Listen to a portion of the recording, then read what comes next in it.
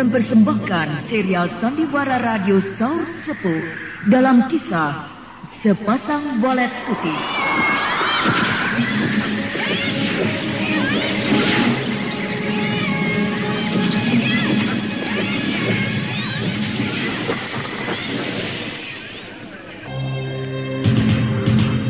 Saur Sepuh dalam kisah Sepasang Walet Putih.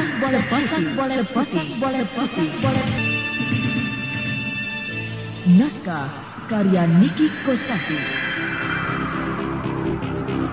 Hiasan musik dan sutradara Indra Mahendra.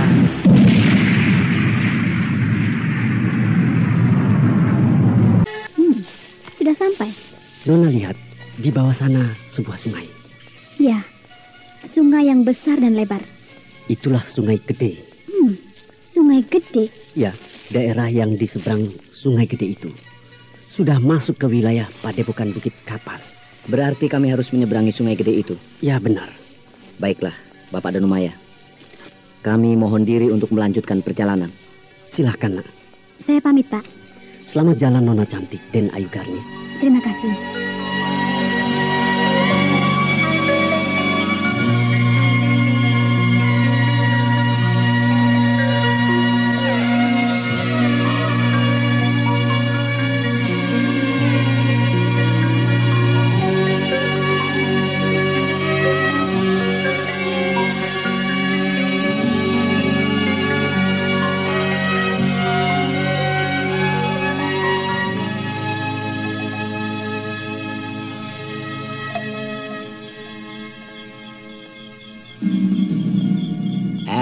Mahmud, apa? Dalam rumah sebesar ini, kalau hanya kita berdua saja, rasanya sepi sekali ya. Alah, kamu Tor, suka ngomong yang tidak-tidak. Bukan begitu, Mut. Tapi coba kau bayangkan, iya kan? Bayangkan apa? Aduh, kamu gimana sih, Mut? Yang kau bicarakan tadi itu, coba kau bayangkan. Hah? Untuk apa kita mesti membayangkan yang tidak-tidak, Tor? Nah, kita sendiri sekarang ini juga sudah mengalami. Kita kan sering hanya berdua saja di dalam rumah yang besar ini. Iya, tapi tunggu dulu, Mut. Aku kan belum selesai bicara. Aku belum memberikan gambaran yang sebenarnya. Tor, aku ini ngantuk, mau tidur. Kamu, Mut. Tapi kamu kok malah ngajak ngomong terus. Memangnya ada apa? Kamu bicara apa? Ayo. Bagaimana kalau ini ya? Iya, kenapa? Kalau rumah yang sekarang kita tempati sekarang ini ada hantunya, Mut.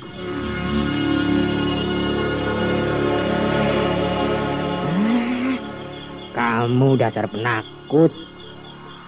Lah, kita kan sudah sekian lama di sini, Tor. Tapi tidak pernah ada kejadian apa-apa, bukan?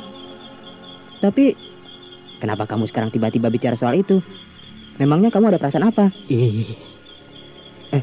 Aku, aduh, sampai ikut takut aku, Tor. Ada apa ya, Tor? Ada apa? Aku kan ngomong begini karena aku tadi mengalami sesuatu yang aneh, Mut, yang tidak masuk akal. Memangnya apa yang kamu alami, Tor? Apa? Tadi itu kan aku ke kamar mandi, mau buang air kecil. Kencing gitu? Iya. Nah, di situ aku mengalami hal yang aneh, Mut.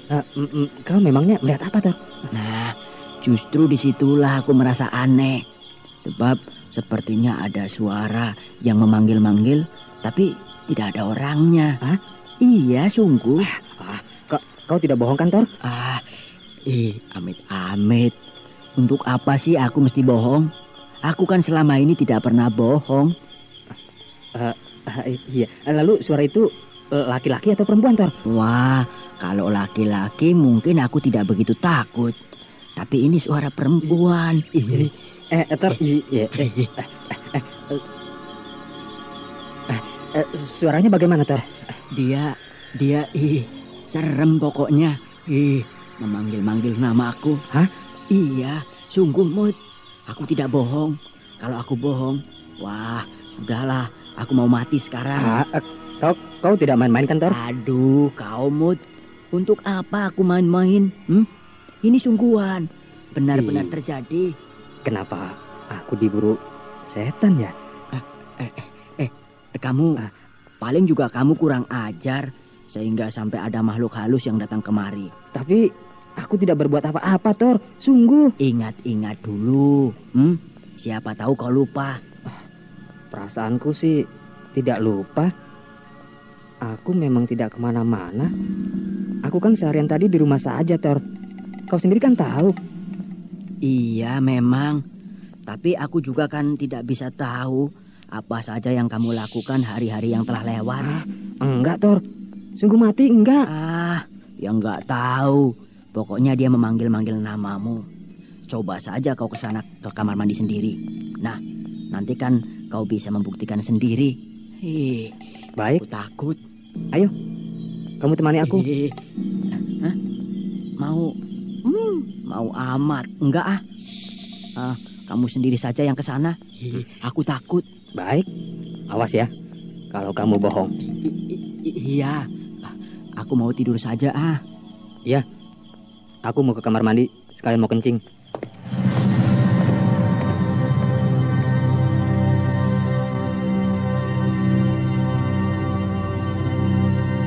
Dasar edan.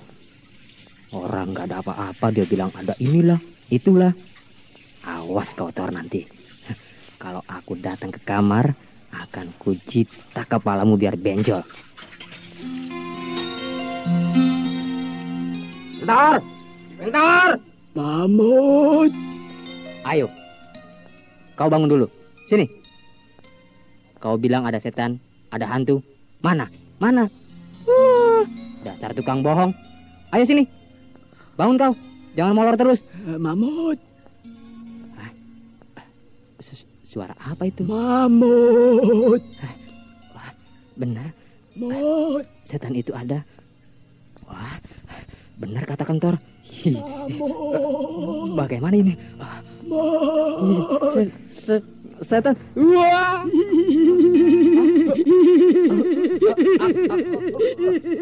Mamut.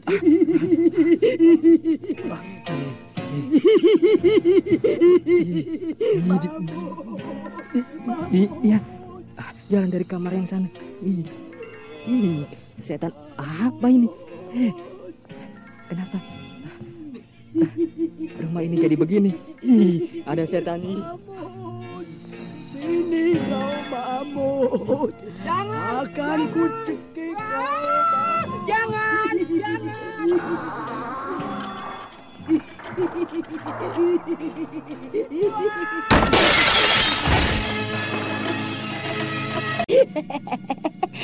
Si Mamut kena juga aku kerjai. Ternyata dia juga penakut. Lebih penakut dari aku. Badannya saja yang besar. Baru melihat ada orang dibungkus kain putih seperti ini, sudah lari dia ketakutan. Padahal yang kugunakan untuk membungkus badanku ini adalah kain putih di tempat tidurku. Tapi dasar dia penakut. Jadinya seperti itulah. Lari terbirit-birit keluar rumah. Dan entah kemana dia pergi. Suara apa itu? Paling juga hanya kucing belang yang biasa berkeliaran di sini. Ya, bau apa ini? Kok sepertinya bau kembang? Kembang apa ini ya? Kembang dari mana ini? Gentor. Ada suara yang memanggil-manggil aku. Sepertinya dari luar sana. Sebaiknya aku lihat saja dulu keluar. Gentor. Suara siapa ini? Kok sekarang sepertinya di dalam rumah? Gentor. Loh, siapa itu?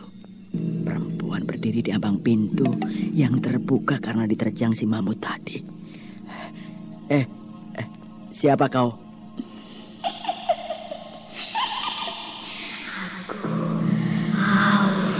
Oh iya, tunggu. Kebetulan ini ada air. Mari silahkan. Tapi kau jangan menunduk seperti itu. Aku tidak bisa mengenalimu. Kau si Nani ya, yang di sebelah rumah ini kan? Aku habis dipukuli. Aku sedih. Kasihan kau. Iya, mukaku sampai rusak begini. Mana? Kasihan. Ini kendor. Matanya bolong.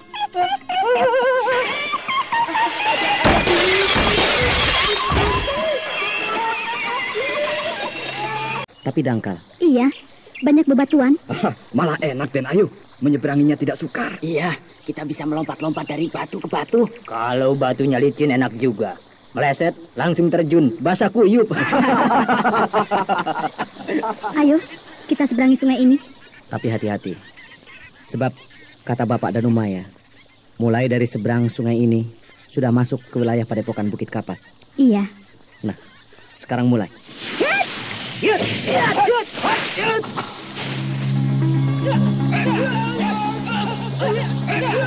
Awas sana!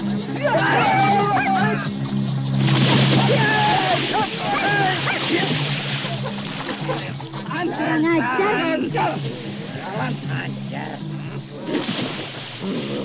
Jalan. Wah, jadi basah kuyup nih aku. Untung sungai ini tidak dalam. Padahal aku tidak bisa berenang. Jalan benar. Semuanya jadi basah kuyup. Jangan berdiri. Kita diserang hujan panah lagi. Berdebah. Persis ketika kita sampai di tengah sungai. Dihujani panah. Dari mana datangnya hujan panah itu? Aku juga tidak tahu. Sebab aku sedang memusatkan pikiran melihat batu-batuan yang akan dipakai melompat. Hujan panah itu datangnya dari seberang sungai. Kalau begitu, bukan murid-murid Danumaya. Bukan. Murid-murid Danumaya dari Padepokan Pesanggerahan Kenangan berada di belakang kita. Tapi hujan panah itu datangnya dari arah depan. Berarti mereka murid-murid Kidanta dari Padepokan Bukit Kapas. Iya, aku rasa begitu. Rupanya orang-orang di sini suka sekali bermain panah. Atau pula sudah merupakan ciri. Iya, ciri Padepokan di wilayah ini harus pandai bermain panah. Iya. Keadaan di seberang sungai itu merupakan hutan yang cukup lebat. Kita tidak bisa melihat pada mereka, sebab mereka pasti bersembunyi di balik-balik lebatnya pepohonan. Kita menyebar saja. Ya. Mau tidak mau kita harus mengerahkan ilmu meringankan tubuh, sekaligus ilmu lari cepat. Iya, kita harus bisa mencapai tepi sungai itu dengan kecepatan yang tinggi. Kalau tidak, kita akan habis dipanggang oleh hujan panah. Untuk menangkis hujan panah, pergunakan saja pedang dan kau bisa mempergunakan selendang kuning. Iya. Ya, mulai.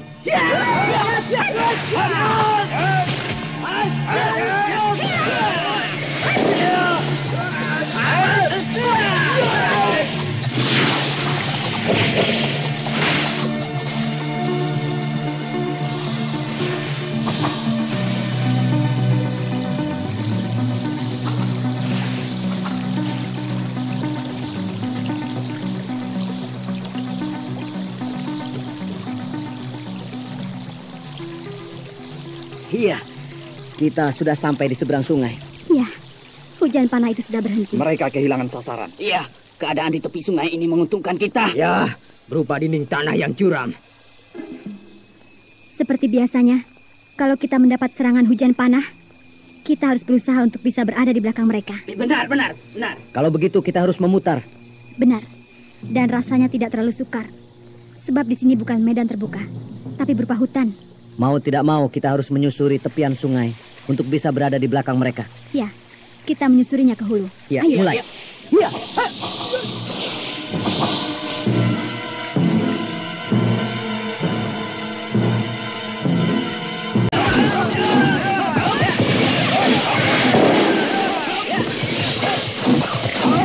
Nah, kita sudah berada di belakang mereka. Iya, ayo kita sergap. Wah, tidak ada. Oh iya, ada. Tidak ada. Rupanya mereka sudah pergi. Iya, keparat mereka sudah kabur. Kita terlambat. Iya. Rupanya mereka hanya ingin mengganggu kita saja ketika kita sedang menyeberangi sungai. Iya, mereka hanya ingin mencoba kita Sampai di mana kehebatan kita di dalam memunahkan serangan hujan panah? Jangan-jangan kita cuma dipakai latihan juga, seperti dengan murid-murid Pak Danumaya itu. Rupanya mereka di sini sudah lama menunggu kita. Iya, bekas-bekasnya nampak dengan jelas. Bungkus makanan berserakan di mana-mana. Iya, bekas api unggun juga masih ada. Ayo, kita ikuti jejaknya. Ayo. Ya.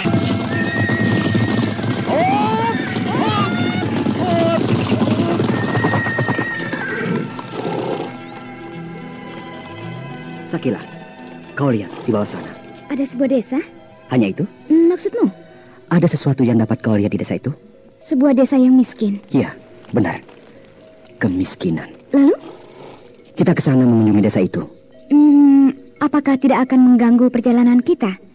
Sebab kalau kita pergi ke desa yang terhampar di daratan rendah itu, kita harus berputar, membuang-buang waktu. Tidak apa. Aku hanya ingin tahu, mengapa ada kemiskinan di sana. Iya. Dawala? Ya. Saliwang? Ya. Kita berputar lagi. Kembali ke jalan yang tadi. Baik, Raden. Baik, Raden.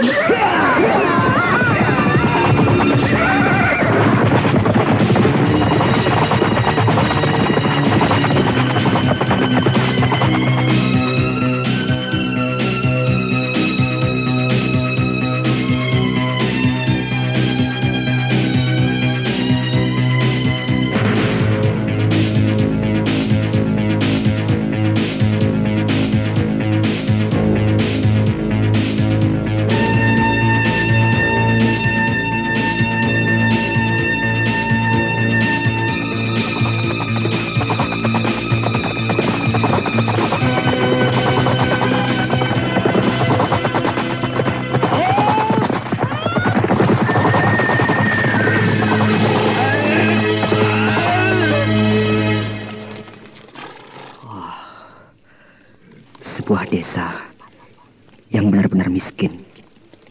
Lihat, penduduknya kurus-kurus, pakaiannya jelek-jelek. Rumahnya jelek-jelek. Tidak seperti rumah, tapi gubuk. Mereka kelihatan sekali seperti kelaparan. Ayo, kita memasuki desa itu. Tapi jangan berpacu. Jalan biasa saja. Iya.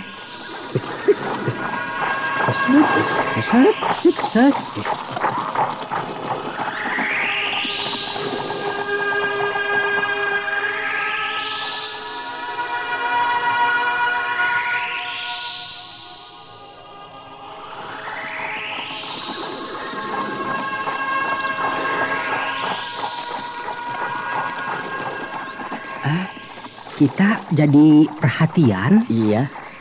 Orang-orang penduduk desa ini semuanya melihat pada kita. Iya.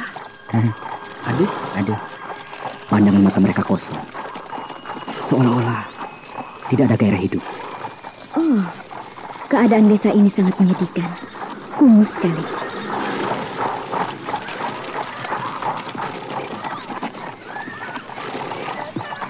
Waduh, kita diikuti, Saliwang. Diikuti? Iya. Diikuti oleh siapa? Itu lihat ke belakang. Mak? Aduh, anak-anak kecil. Banyak banget.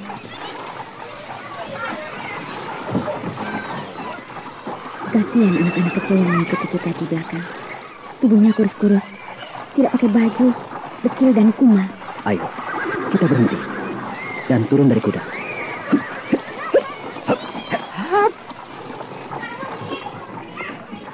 Dawala, Saliwang, Ya. baik Raden. Ya. turunkan keranjang makanan. Baik Raden. Baik. Kau mau membagi-bagi makanan? Iya, Aduh, sudah Raden. bagikan. Berikan semua persediaan makanan kita kepada mereka.